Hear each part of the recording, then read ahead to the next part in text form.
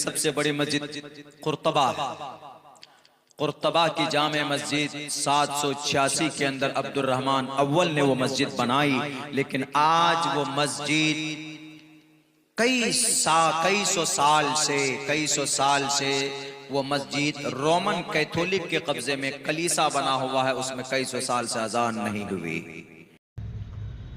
अस्सलामु अलैकुम प्यारे नाजरीन, आपका खैर मकदम है QRA मीडिया में। आज मैं लाया हूँ हज़रत मौलाना अब्दुल्ला सालिम का बहुत ही शानदार बयान। इस बयान से बहुत ही हम लोगों को बहुत ही अच्छे चीज़ सीखने को मिलेंगे। आपसे अपील है इस वीडियो को एंड तक ज़रूर देखिए। वीडियो शुरू होने से पहले एक छोटी सी अपील है आपसे, चैनल पर अगर नए हैं तो चैनल को सब्सक्राइब कीजिए, वीडियो को लाइक कीजिए, शेयर कीजिए, कमेंट में अपना राय ज़रूर दीजिए। चलिए सुनते हैं हज़रत मौलाना अब्दुल्ला सालिम का बयान। सबसे बड़ी मस्जिद कुर्तबा की जामे मस्जिद 786 के अंदर अब्दुर्रहमान अव्वल ने वो मस्जिद बनाई, लेकिन आज वो मस्जिद कई सौ साल से वो मस्जिद रोमन कैथोलिक के कब्जे में कलीसा बना हुआ है, उसमें कई सौ साल से अजान नहीं हुई। पूरे मुल्क से कम्युनिज्म ने आकर गाजर मूली की तरह नहीं काटते हैं, ऐसे मुसलमानों को काटा है। एक भी मदरसा नहीं बचा, एक भी मस्जिदें सलामत नहीं रही। किस वजह से? उन्हीं हरकतों की वजह से जो हरकत आज भारत का मुसलमान कर रहा है। इसीलिए इन मदरसों का वजूद बहुत जरूरी है मेरे भाइयों। शरीयत की हिफाजत के लिए हमें कोई डंडा लेकर खड़ा नहीं रहना कि डंडे लेकर आ जाओ, कोई शरीयत मिटाने आएगा हम मारेंगे उसके सर पे। शरीयत एक तहरीक है, शरीयत एक कानून है, आपको उस कानून को फॉलो करना है, अमल हो जाए। हाँ, अगर कोई शरीयत के खिलाफ आता है मिटाने के लिए शरीयत को, तो उसके बाद में आप भारत के संविधान के मुताबिक सीना तान कर खड़े हो जाइए और कहिए कि तुम मेरे मदरसे को बुलडोज नहीं कर सकते। 14 तारीख को उस मदरसे की सुनवाई थी उत्तराखंड में। 14 तारीख को, 14 तारीख आने से पहले बुलडोजर लेकर पहुंच गए, मदरसे को ढा दिया, सुनवाई भी नहीं हुई। कब से पता? 1937 से है उस जमीन पर 4000 लोग हैं। 1937 से 4000 घर है। आज ये लोग जागे हैं, तब से शराब पीकर सो रहे थे ये नालायक, नशे में धुत थे। वक्त काफी हो चुका है, मैं बस थोड़ी देर में अपनी बात खत्म करने की कोशिश करता हूं। थोड़ी देर में बस ये चीज पूरा आपको सुनाकर समझाकर। 1937 से वो लोग रह रहे हैं। आप लोग अगर 1937 से यहाँ पर रहेंगे, यानी तकरीबन 80 साल से आप लोग यहाँ पे रह रहे हैं, और अचानक आ जाए अभी कोई कह रहे तुम लोग निकलो यहाँ से, खाली करो। अरे अगर यकीनन ये लोग गलत थे तो इनको पहले से क्या सारे DM क्या सो रहा था शराब पीकर? मंत्री लोग क्या कर रहे थे? मुंह में शराब की थैली लेकर चुस्की ले रहे थे। इसीलिए मैं वहां के उत्तराखंड के मेरे इस वीडियो के माध्यम से बात जानी चाहिए। वहां के सबसे पहले जो कार्यपालिका है मैं उनको जिम्मेदार मानता हूं। सरकारी स्कूल भी बना वहां पर, सरकारी हॉस्पिटल भी बना। 80 साल तक उस जमीन पर कब्जा होता रहा और तुम वो गधे की तरह सोते रहे। तुम जिम्मेदार हो, उनको भगाना था, हटाना था। तो जब हाई कोर्ट में केस चलना 14 तारीख को सुनवाई थी, तो फैसला आने से पहले तुमने कैसे बुलडोज किया कि नहीं जनाब आपके मदरसे चलते, मस्जिद में अल्लाह की इबादत की जाती है, हम मस्जिद से चिढ़ते हैं, हमें मदरसा नहीं चाहिए। तो याद रखो, तुम्हें नहीं चाहिए इस देश के अगर सनातन धर्मी को मदरसों से चिढ़ है तो भारत के संविधान ने हमें मदरसा बनाने की परमिशन दी। लेकिन हमारे इस देश के सनातन धर्मी भाइयों को मदरसे से कोई एलर्जी नहीं है। कुछ ऐसे नेता हैं, कुछ ऐसे दलाल हैं, और कुछ ऐसे बहरूपिये हैं, कुछ ऐसे दंगाई हैं, कुछ ऐसे फसादी हैं, कुछ ऐसे लुटेरे हैं जो इन मस्जिद और मदरसों को सामने लाकर वो कुर्सी पर देर तक बैठे रहना चाहते हैं। 45 लाख की आबादी, शायद 4 लाख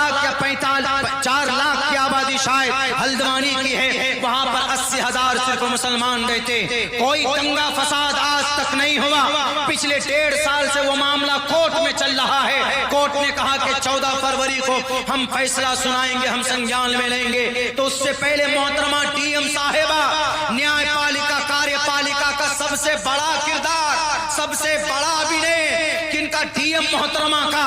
वो कहती है कि हम तो सीसीटीवी फुटेज दिखा देंगे। इतने दिन तक वहां कुछ नहीं था, अचानक से पत्थर आ गए। क्या मुसलमानों को पागल कुत्ता काटा है? क्यों पत्थर लेकर तैयार रहता, कोई पुलिस वाला आएगा तो मार देगा। अरे जब तक उनको छेड़ा नहीं गया, उनके मदरसों को बुलडोज नहीं किया गया, उनके मसाजिद को जब तक शहीद नहीं किया गया, तो कोई अपने हाथ में परेशान होकर पत्थर नहीं लेता। अलबत्ता पत्थरबाजी करने को हम गलत मानते हैं, लेकिन पहले शुरुआत आप करते हैं, हमारे मदारिस को ढाते हैं, हमारे मसाजिद को शहीद करते हैं। 600 साल पुरानी मस्जिद दिल्ली के अंदर शहीद कर दी गई। 600 साल पुरानी मस्जिद, आज इनको पता चल रहा है कि ये तो 600 साल पहले से ये मस्जिद यहाँ पर कायम है। अगर तुमको मस्जिद ही तोड़कर, मदरसे तोड़कर आपको मनाजिर बनाने हैं तो प्रूफ ले आइए, आप दलील ले आइए कि ये मंदिर तोड़कर मस्जिद बनी है, तो हम आपको टोटल मस्जिदें दे देंगे। लेकिन कयामत की सुबह तक आप मंदिर को तोड़कर मस्जिद बनाई गई ये प्रूफ नहीं कर सकते। क्यों? क्योंकि हड़प की भी जमीन पर मस्जिदें नहीं बनती है, कभी बनती ही नहीं है। भारत के अंदर एक आर्टिकल है, भारत के संविधान में, कानूनी बात ज्यादा करते हैं इसीलिए, नहीं तो हमारे भी हाथ में हथकड़ी लाल कर डाल अंदर कर देंगे। मौलाना अब्दुल्ला बहुत बोलता है। आर्टिकल नंबर 25-30 संविधान में, हमारा जो इंडिया का संविधान है, हमारे मदरसों के लिए कानून है। अगर आपके मदरसे में कोई बुलडोजर लेकर आए तो आप डायरेक्ट कहिएगा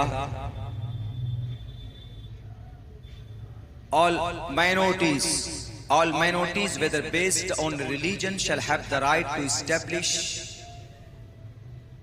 आर्टिकल नंबर 30 के अंदर यह कहा गया है कि भारत के संविधान में जितने भी माइनॉरिटीज के आदमी है, उन सबको अपने अपने धर्म के हिसाब से मदरसा बनाने, चलाने और उसकी कमेटी बनाने की इजाजत देता है। All minorities whether based on religion और language shall have the right to establish, shall have the right, permission है, टू एस्टैब्लिश एंड एडमिनिस्टर, उसको चलाने, चंदा करने, चंदा लाना, उसको दारुल अकामा बनाना, एडमिनिस्टर एजुकेशनल इंस्टीट्यूशंस, मदरसा ऑफ देयर चॉइस, अपनी मर्जी से, मौलानाओं की मर्जी से, कौम की मर्जी से, समाज की मर्जी से।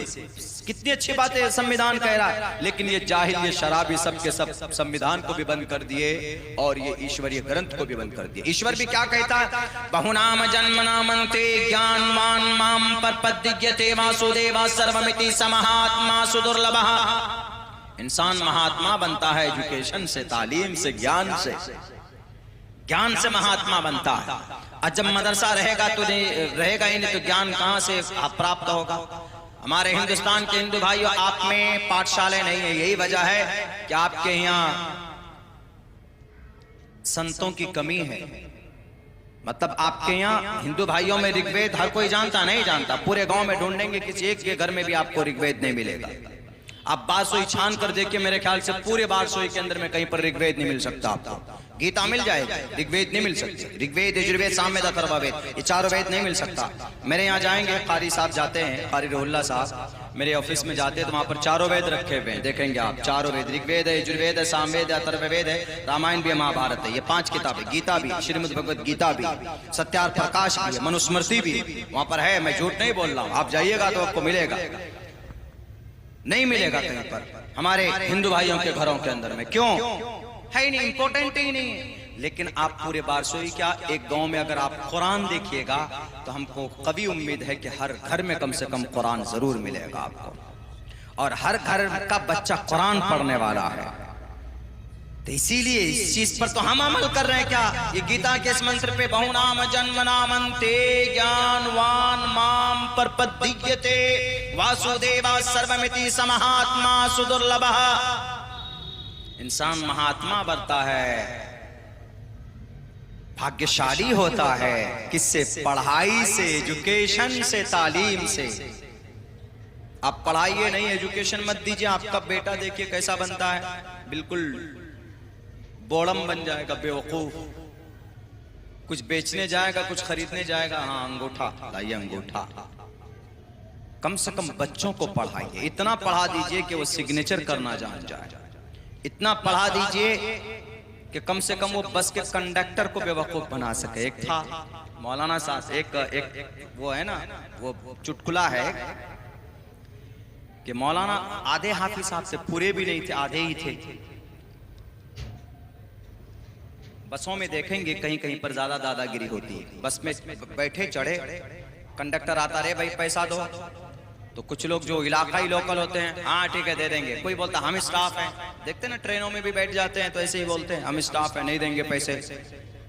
तो कंडक्टर, ये बस में दो जवान बैठे एकदम बिल्कुल टाई वाई सब कुछ लगा करके, लग रहा था कि स्टाफ है।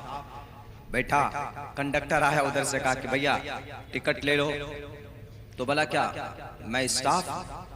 कहा अच्छा, लग तो रहे हो स्टाफ हो। कहा अच्छा कोई बात नहीं, मैं मान लूंगा स्टाफ हो। स्टाफ हो तो पढ़े लिखे हो गए? कहा कि बिल्कुल, मैं ग्रेजुएशन किया हुआ। कहा कोई बात नहीं, छोटा सा इम्तिहान दे दो। कहा मैं कौन हूं? कहा कंडक्टर हो तुम।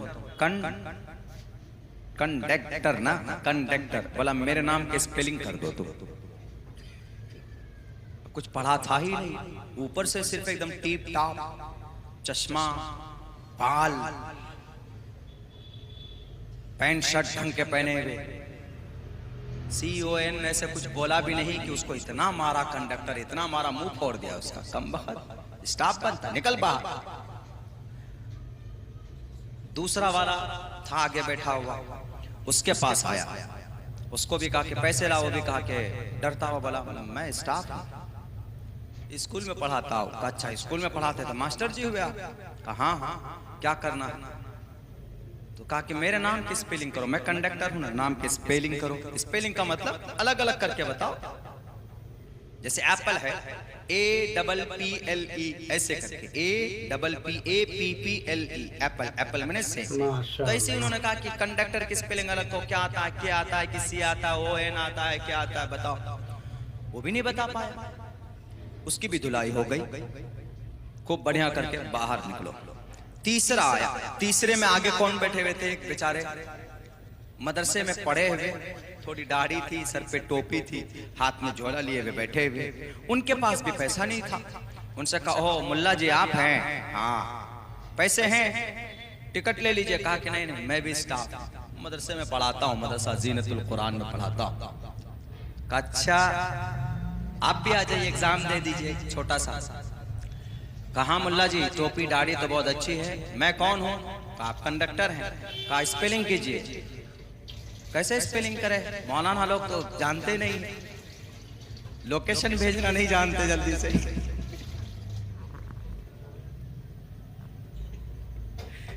ऐसा मामला हो जाता है। एक आदमी को मैंने कहा कि भाई लोकेशन भेजो, मेरे ख्याल से 1.5-2 हफ्ता पहले की बात है। पता लोकेशन कैसे भेजता? हमने कहा कि व्हाट्सएप पे लोकेशन भेज दीजिए। मौलाना थे, वो क्या बोलता है, आप पूर्णिया से भागलपुर आ जाए, भागलपुर से गोड्डा आ जाए, गोड्डा से वहां आ जाए। लीजिए मैंने लोकेशन भेज दिया, अभी तक मेरे मोबाइल में। हमने कहा करंट लोकेशन इसी को बोलते हैं। फिर वो क्या किया पता है, वो फिर मैप में गया, जाकर पूरा वहां जहां पूर्णिया से गोड्डा तक आना है, पूरा वो लोकेशन लेके उसका स्क्रीनशॉट लेके भेज दिया। लीजिए मैंने लोकेशन भेज दिया। हमने कहा कि मौलाना इतने सीधे भी मत बनिए, यही वजह है कि अल्लाह ने योगी मोदी को मुकर्रर किया आप लोगों पर, ताकि कुछ सीखो। तो खैर वो मौलाना साहब बेचारे आधे मौलाना, पूरे भी नहीं थे, हाफिज साहब थे। अब उन्होंने सोचा कि आज तो पिटने से कोई नहीं बचा सकता, दाढ़ी की भी इज्जत है, टोपी की भी इज्जत है, कौन बचाए। जहन में अचानक एक आइडिया है। उन्होंने कहा कि आओ बताता हूं तुमको कंडक्टर की स्पेलिंग क्या है। कहा सुनो, काफ नून जबर कन, दाल ये काफ जबर डेक, टेरेस बटर, कंडक्टर। अब कंडक्टर घूम गया, अरे ये क्या हुआ? कहा मुल्ला जी स्पेलिंग कीजिए। कहा स्पेलिंग ही है ये। कहा जहां मैं पढ़ाता हूं वहां यही तालीम होती है उर्दू की, और उर्दू में स्पेलिंग इसी तरह होती है। तो इसलिए मैं कहता हूं बच्चों को पढ़ाइए। बच्चों को पढ़ाएंगे तो कम से कम अपने लौने से वो कुछ कर सकता अपनी जिंदगी के अंदर, वरना नेता लोग ठग लेते हैं बच्चों को। हाँ भाई, यहाँ लिखा है कि इन हालात से पहले हम लोगों को बस क्या, हम तो यही कहेंगे कानूनी तौर पर जो भी अभी काम चल रहा है गवर्नमेंट की तरफ से, चाहे मोदी जी हो, योगी जी हो, इसराइल हो, अमेरिका हो, कुछ भी चल रहा है, इस वक्त दो काम करने के हैं।